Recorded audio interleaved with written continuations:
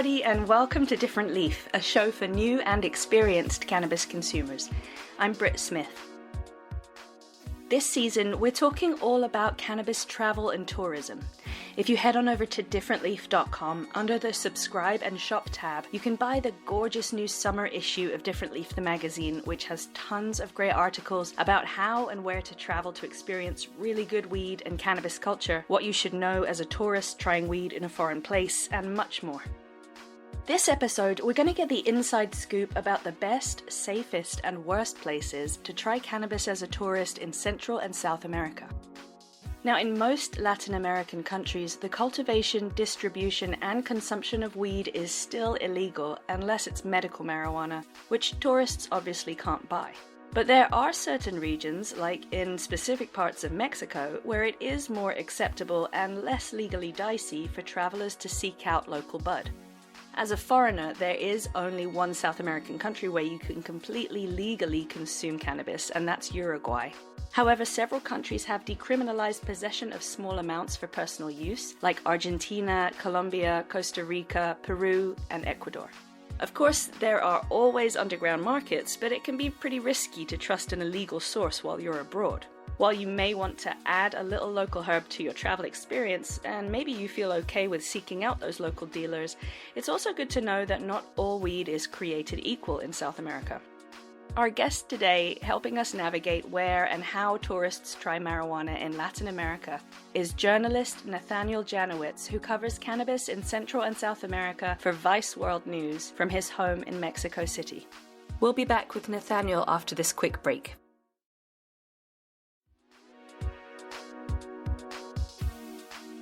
Tell me a little bit about your background, where you're from, what you do, and what you cover now. Yeah, so I work for Vice World News. I cover Latin America. One of my major beats are drugs, not only kind of drug war, but also drug legalization. I've been in Latin America, mostly in Mexico, for over 8 years now. I originally grew up in Nova Scotia, so it's a bit of a change. But yeah, I'm based in Mexico City, and from here, I cover everything from marijuana in Mexico to marijuana in Argentina and everything in between. And recently I came back from Paraguay, where I was learning a lot about the weed scene over there. Wow. So there's so many different areas of South America where they have their own take on cannabis. And I was doing a little bit of research of all of the countries where they've either got medical or they've decriminalized it. And it seems to be the majority of Central and South American countries that have medical cannabis laws on the books. Is that right? I mean, I can't say all countries are moving in that direction, but there's definitely a movement that's kind of taken hold throughout the region, especially when it comes to medicinal. That being said, the recreational movement, I think, is much slower in a lot of parts of South America and in Central America than it is necessarily in North American countries like Canada or in Europe, for example. Although there are some exceptions, of course.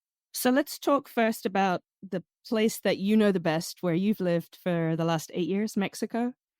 What is the cannabis scene like there? It's legal medically, right? That's it?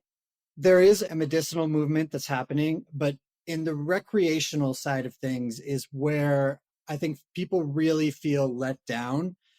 Mexico has a very unfortunate situation right now with what's happening with legalization.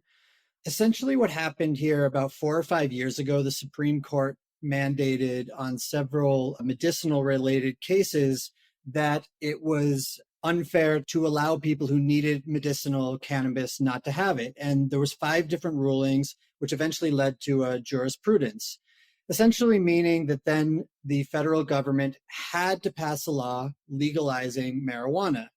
This was years ago. And over the past 3.5 years or so, and especially between 2019 and 2020, there was a lot of movement on this recreational and medicinal law. And this would have created the largest federal marketplace on earth. If you look at a country like Canada, for example, you're talking about a population of, 35 million people. Mexico, if it federally legalized like Canada has, that's a market of 130 million. Oh my God.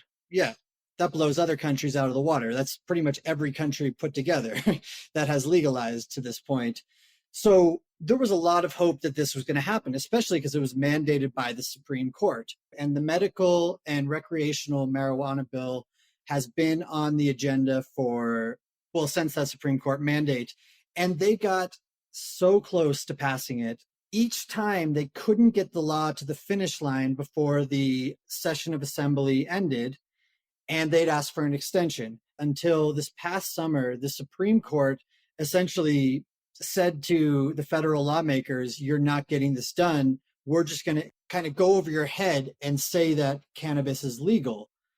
But that's pretty much useless when you don't have a law to enforce that, especially in a place like Mexico, where one of the reasons they really want to implement legalization here is because of the issues with the drug war and the cartels. And legalizing marijuana, we'll come back to this, I'm sure. Legalizing marijuana wouldn't end cartel warfare by any means. They make so much money off fentanyl and methamphetamine and other drugs, but it would be an important step.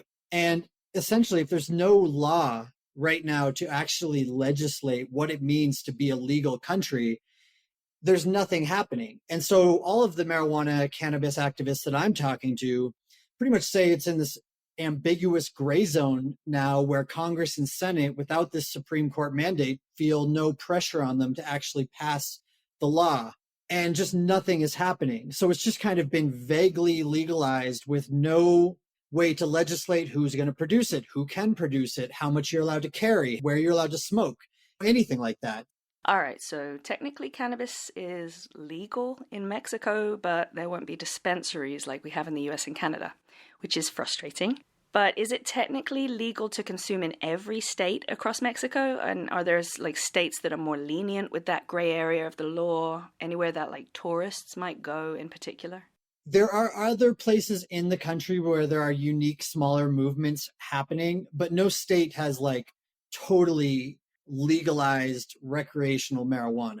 That would be going outside of what are the federal regulations that they currently have. But I think there are some states that are moving in that direction. Like Oaxaca, for example, it's a state on the southwest coast of Mexico, very popular tourist location, very popular with backpackers, very popular with Mexican tourists and your average Mexican hippie who just wants to go live in a chill part of the country. Just last month, Oaxaca City, the capital of Oaxaca State, legalized smoking outdoors. A bunch of campesinos in the Sierra have gotten legal permits to produce cannabis. So it's happening. But as you said, it's incredibly frustrating, especially for the activists that were working on the federal level, because it seemed like you were right at the doorstep of having a fully federal law that would have been implemented in all 32 states of Mexico that would have created a clear framework for how you produce marijuana, how you get permits to do it. I think it's much more realistic that the federal law will hopefully happen rather than kind of this slow drip that's happening in the US. Hopefully it's more of what happened in Canada, where it just was federally legalized rather than state by state. Because if that was going to happen in Mexico, Mexico has 32 states that are also very different, just like the United States. There's much more conservative states. There are much more liberal states. There are very religious states. There are states that have relied on farming for generations and centuries. So I imagine if it did go state by state, it would be slow. Whereas being at the precipice of this federal legalization, that's something that could happen and should happen now. I guess there is still a thriving underground market, a legacy market over there. I did read one of your recent articles that said some of the marijuana being sold in the Mexican underground market is actually coming from California. Is that true? Oh, yeah, definitely. Last summer, I guess around August 2021, I was in Baja California Norte, around Tijuana, and I ended up meeting a number of smugglers, which is not something new when you're working on the border. There's always smugglers moving stuff into the United States, but what was really unique about these smugglers was they were moving US marijuana into Mexico, because especially in northern Mexico around Baja Norte, they've become accustomed to having this high quality marijuana that comes from California. And crossing the border from the US into Mexico is easy. Yeah, it's easy. You pretty much just walk across. It's not hard to get it there. So yeah, there's a huge market of people moving US weed into Mexico. And one of those jumping off points is Baja Norte, but where I live in Mexico City, if I want US weed, I can get US weed. It's not hard. That's good to know because folks sometimes want to bring their own goodies with them on vacation, which is not always a great idea when you're going abroad because being in legal trouble in another country can be kind of scary. So you can come across the same stuff that you're used to in the US while you're enjoying the beaches in Mexico, so don't smuggle it in yourself. That being said, is it common for tourists to seek out local dealers? Is it just in those tourist towns? It's very common throughout Mexico. There's a lot of, WhatsApp delivery service sort of things. If you were into that sort of thing, not to say that I am, but, as a prudent journalist, I've done my research and I've found some of these WhatsApp groups where they essentially send you a menu and it tells you whether it's indica or sativa, what kind of effect it has, the percentage of THC, all the different styles. They do oils, they do hash, they do edibles, and they even add a little emoji for each different strain. So you don't even technically have to write, sell me this weed. You can just send them the emoji, hypothetically, and then they deliver it to you, usually on bicycle or something. They pose as Uber Eats drivers or things like that. So that's one way, but that is also the more, upper scale way of getting marijuana. That kind of marijuana that you get from the US or you get from artisanal organic producers here is going to be more expensive. Not as expensive as in the US, especially with the weed that's produced here in Mexico. If you buy US weed in Mexico, it will probably be more expensive than in the United States. What about Mexican grown weed? Is it dangerous to get? Is it like cartel cannabis, or is it common for tourists to buy from farmers and growers? There is a large market of kind of artisanal growers here who are not connected to cartels per se, and they're selling throughout the country kind of high quality bud at a very reasonable price. Then there are the more street market. This is the kind of marijuana that's going to be generally produced by cartels or various criminal groups. It'll be cheaper, not as good quality. Although there are certain cartels that are trying to really up their game when it comes to quality because they've realized that there is a market for that. They realize consumers will pay more for a better product. Whereas a lot of the stuff you find on the street or you find some people selling in the park, that's not going to be a very good marijuana. So it's really across the board how you get marijuana here. But the one thing that's certain is it's not coming from a legal entity. Right.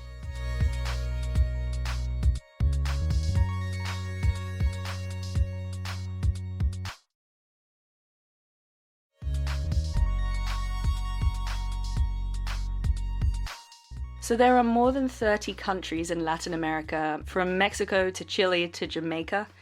Unfortunately, we can't cover every single one of those countries in this episode, but in many of those countries there is good local weed, and from what I've heard from fellow travel enthusiasts, it's not always that terrifying to try and seek it out, like in some of the Caribbean islands. But I do want to talk about the best and the worst places for tourists to consume cannabis: Paraguay and Uruguay, where you've been covering the marijuana scene. So Uruguay was the first country to legalize rec weed in 2013.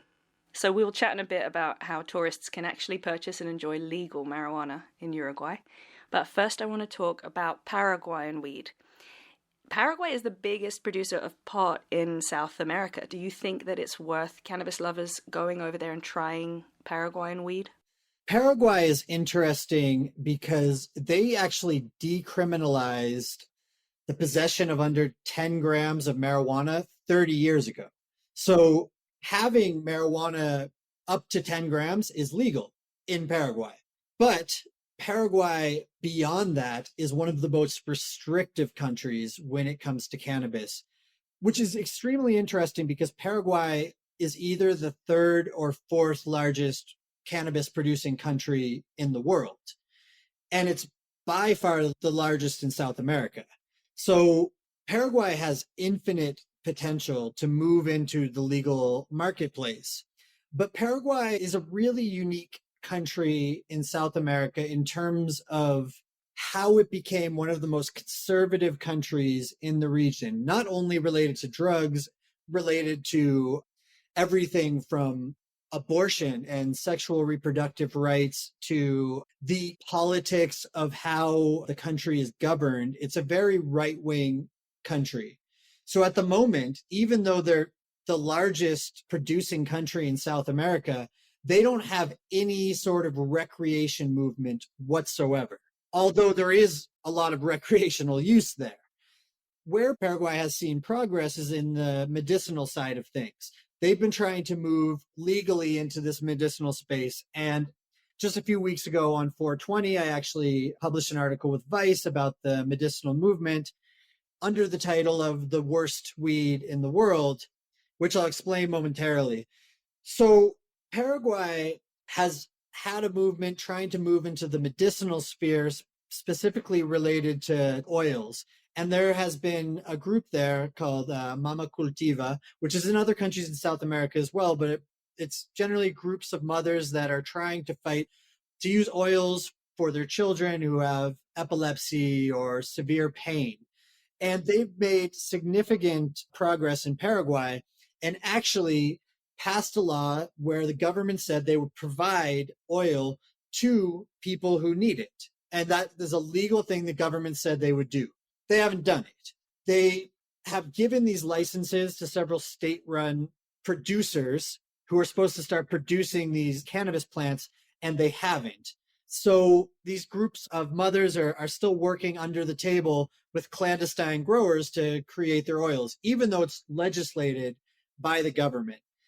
Something really interesting, and this is in the article, is one of the people who I interviewed. I mean, he works for another group that's working with farmers in the countryside, trying to teach them how to make organic cannabis. And he said that we're not militants of the legalization. We're militants of the government enforcing the laws that we already have. We just want them to follow through on the laws that already exist, like providing oils to the people who need them. And this is significant because, as I mentioned, Paraguay produces some of the worst weed in the world. But that's not really smoked very often in Paraguay. The weed that they produce, generally, it's an okay quality, and that's what they produce in Paraguay. But if you go to Brazil, if you go to Chile, if you go to Colombia, what you find on the streets is this brick weed that they call the Paraguayo. And this brick weed, through various things that happen along the way as it's smuggled, turns it into some of the unhealthiest weed on the planet. Oh boy. Yeah, it's definitely problematic. So as I mentioned, Paraguay is a very conservative country and does not have a lot of limitations on big business. So Paraguay, along with producing tons of cannabis, also produces a lot of corn and a lot of soy. And there's really no kind of regulation on the agrochemical industry in Paraguay. So one of the first things that happens is there's all throughout the country, you'll kind of find agrochemicals in the water supply and in various foods that are grown there, and also in the cannabis. So that's one of the first reasons that the cannabis is poor. Not the only reason, though. But that means that the medicinal movement can't even use the marijuana that's being produced in the countryside because it has these agrochemicals in it. What happens next with the marijuana is generally the campesinos, the farmers in Paraguay, don't understand how to really produce the cannabis with a good quality. So, maybe they leave the cannabis out in the sun, it loses the THC, or they pack it up when it's still wet. Then they compress it in these bricks and they leave the seeds inside, and it releases this like urine-ish smell. Ooh, I do not want to smoke something that smells like a toilet. And then when they smuggle these bricks across the border, a lot of the Brazilian cartels will even add additional chemicals on it to increase the potency. So that's why we titled it The World's Worst Weed. So Paraguay is a country that has infinite potential and a horrible reputation. And I think that the government is not really looking at how they can capitalize on this beyond the medicinal side of things.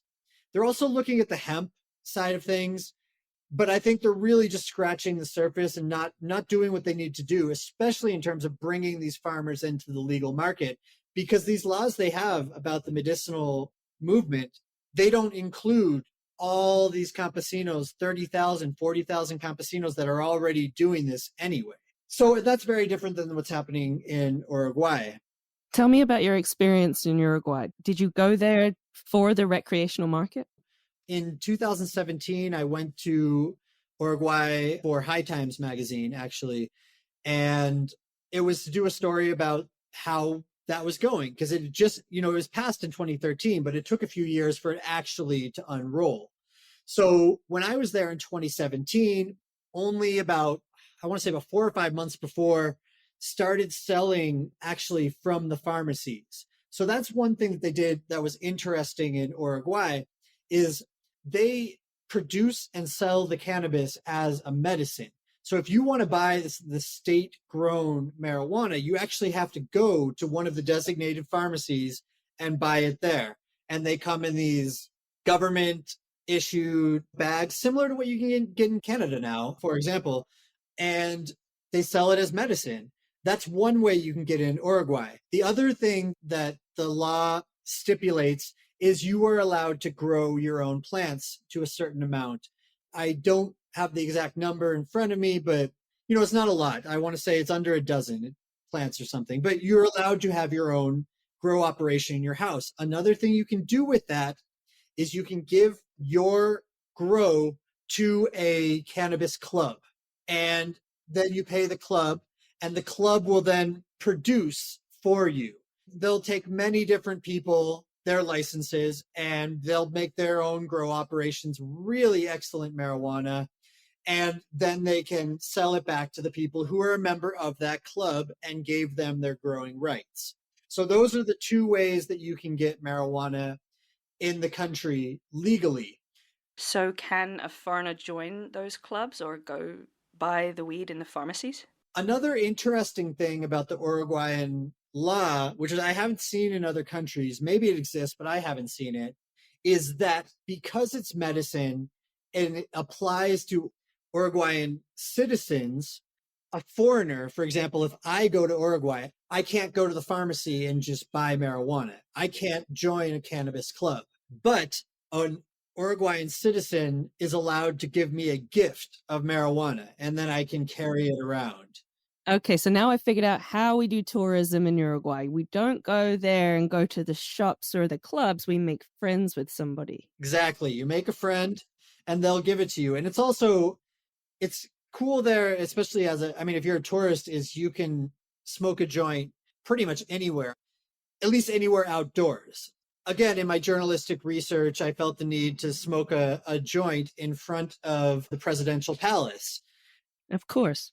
As one does. And, it was literally steps away from where the president sits. And I was just in the park in front smoking a joint, as a foreigner in a country where I don't reside, and it's all good.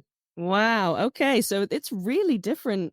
It's such a patchwork across all these different countries. So there's places like Paraguay where you get in real trouble even with the bad stuff. And then there's places like Uruguay where you can smoke in front of where the president is. Let's talk about where things are going in the future. When it comes to the tourism industry, a lot of Americans love to travel to Mexico. I've been to Cozumel. I have done some scuba diving on the East Coast. It's so gorgeous out there. The one thing I think would have made it really cool is if I could have sat on that beach with a joint. You say that it's going to take quite a while until we get to that point, especially in Mexico. So if folks are interested in traveling to Mexico or really anywhere in Central and South America, and they want to safely, legally take part in a bit of cannabis culture, is there a way that we can do that, or do we have to do it underground? Yeah. So I don't want to get anyone in trouble. So I would certainly say Uruguay is a good place to go if you want to be totally legally smoking marijuana. I do believe there's a chance Mexico could get their shit together and really legalize marijuana in the next couple of years. If that happens, I think the cannabis tourism industry in Mexico would flourish. And there are people all across the country just waiting to cater to this tourist market as soon as it rolls out. I think if somebody wanted to come tomorrow and they wanted to feel safe smoking, I think what's happening in Oaxaca is very interesting. In Oaxaca City, where they just legalize smoking outdoors. How you get the cannabis is still going to be an issue. But I think a lot of these places, especially tourist places, there is an acceptance that tourists are going to buy and smoke weed. That being said, you should still be smart about doing it. You know, it'll probably be easy to find the weed. I would not recommend smoking it in public, even if you see locals doing it. Often you have a little bit more of a target on your back. If you're a tourist, the police will ask you for a bribe. If they catch you, than if they catch a local smoking. But I do think it's moving in that direction. There is a very serious legalization movement happening in Mexico, and it was so close to happening. And I think people are still kind of in shock that it didn't happen, because this only really happened about 9 months ago when the Supreme Court went over everyone's head and just decided to legalize it. So there's interesting things happening all across the country. And I think if people are a little patient, within a year or two, I think there'll be a lot more clarity, at least about where you can buy and smoke weed legally. That'll be nice. I think I will plan my next trip to Mexico once it's legalized. That'll be really fun. Well, thank you so much for taking the time to talk to us, Nathaniel. And thank you for all your really informative reporting as well. Thanks for having me. Thanks to this episode's guest, Nathaniel Janowitz from Vice World News. Next week, we'll be talking to writer Megan O'Day about her article in the summer issue of Different Leaf entitled Traveling with Weed, How to Make Cannabis Your Co-Pilot on Your Next High-Flying Adventure. This is one of the things people are most curious about, most nervous about when they talk about traveling with cannabis. And while I certainly don't advocate for taking cannabis from a legal state to a prohibition state, anecdotal evidence, there's common themes that come up, like edibles in particular. People have historically put those into other packages like Altoid tins. Make sure you're subscribed to the podcast wherever you're listening right now, and be a darling and give us a review. Follow us on social media at Different Leaf and at different_leaf, and I'm on social media at Brit the British. Check out differentleaf.com, where you can purchase all the issues of Different Leaf the magazine, including the new summer issue about cannabis travel and tourism. Or you can go to differentleaf.com to find your local retailer that sells Different Leaf in person. That's differentleaf.com.